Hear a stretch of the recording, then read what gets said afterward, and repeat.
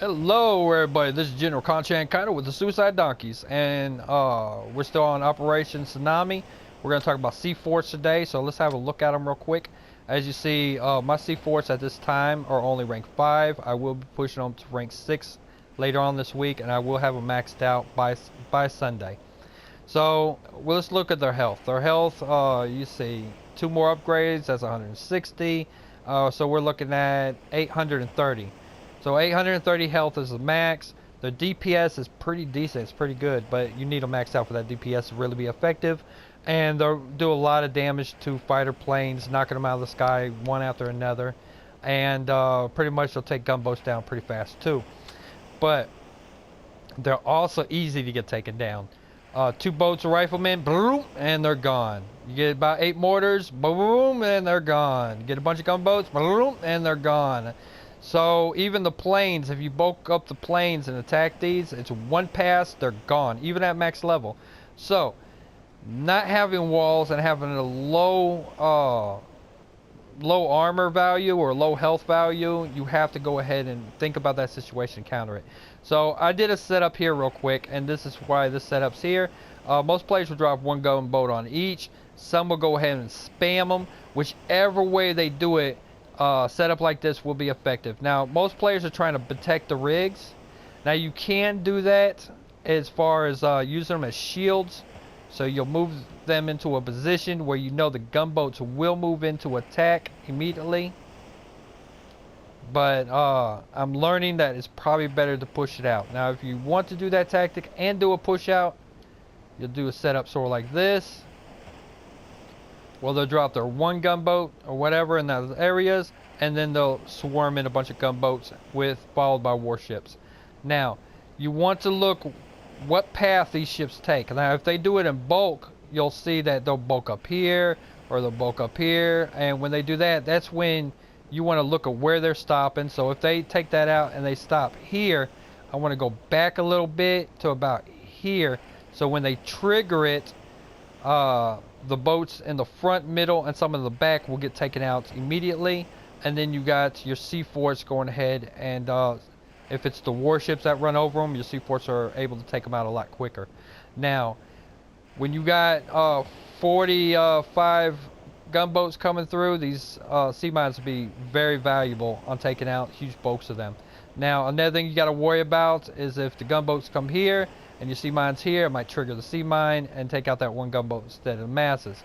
So you do want to set it up in a way where you know that they're going to bulk up there and then come and they'll start attacking. Say the boats stop out right in this area to attack the rig.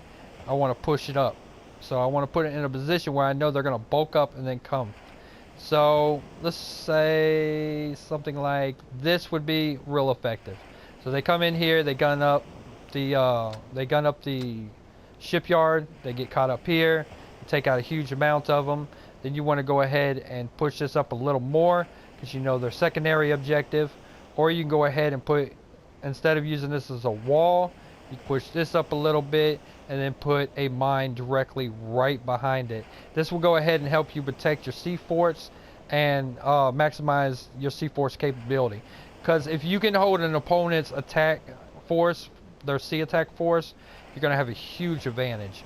When it comes to like coastal, say you want to set a C-Fort here,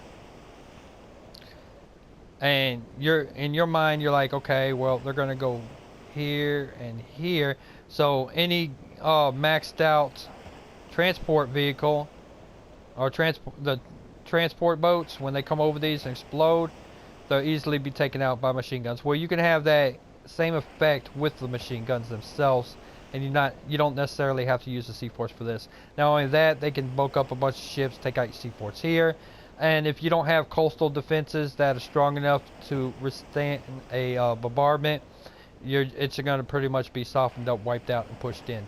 Alright, but we'll get to that when we start talking about tactics. The range of these, as you can see, it's pretty decent range. So when you're placing these down, try and get an idea of what you're trying to protect here, what you're trying to cover, and see if you can put it in a position where it will last the longest. So if I put in a position here, if I got mortars and riflemen coming up here, then the C4 can go ahead and weaken them up. I could soften them up by putting a mine here and finish them off, or also put a mine probably over here. So the first wave would get taken out. If somebody comes across the bridge, whatever, gets taken out, and the C4 to do its job.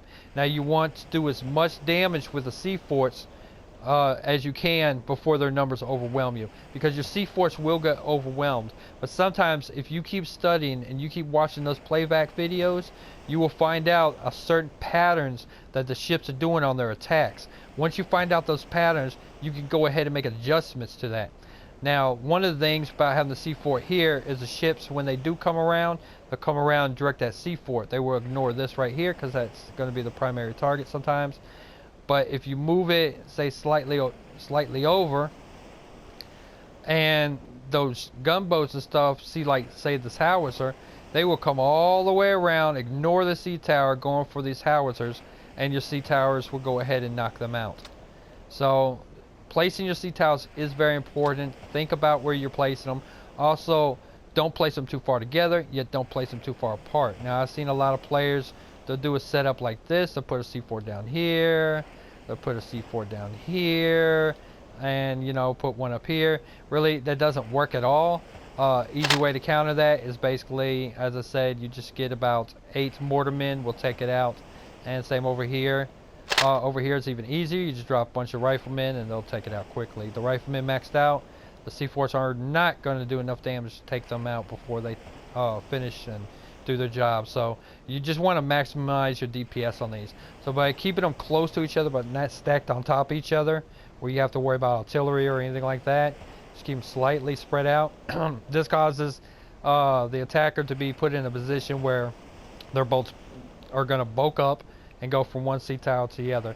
Now you can, however, put a sea tower. Say I'm gonna put one here, and then I'm gonna have like some coastal defenses up here, probably some gun turrets or whatever, to go ahead and counter any kind of warships that get too close. And sorry about my voice, y'all. And by putting them in a position here, you can also predict their pattern or which way they're gonna go, and you can set up your mines in a way that will go ahead and handle any kind of attack. Now I do not, well, we'll talk about mines next time, placement of the mines. But as you see, the DPS is really high, so you want to keep them alive as long as possible so they can get rid of those gunboats and hopefully get rid of like 2-3 fighter planes. If you have them in a position set just right, like say the fighter planes go over, by having them side by side like this, fighter planes will go over, attack one, then they'll automatically go to the next target, which will be over here.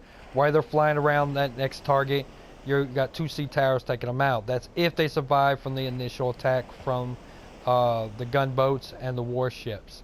So I hope that gave you a little help as far as upgrades and everything. I've got 2 more upgrades on the sea towers for they're maxed out. I'm pretty much keeping them in an order. I'm not worried about being attacked because I have no resources whatsoever. So every day I'm going to do at least 1 upgrade. Well, I'm doing 4 upgrades to my sea forces, whether it's the shipyard, the harbor, the rigs, or the sea tower. And at the same time, I'm going to make sure I have 500 gold put up every day. So by Saturday, well, let's say by Friday I'll have 2,500 gold. Now, reason that's important because, again, sorry about my throat.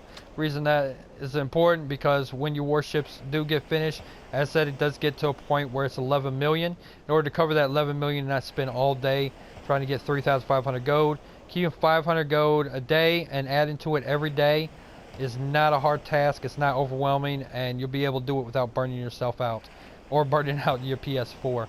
So once you get, like say I get to Friday, I should have 2,500 gold by the end of that day. Saturday, I'll carry that over, and I just need 1,000 more gold to get the resources to upgrade the battleships, and probably won't need too much to go ahead and finish the battleships off.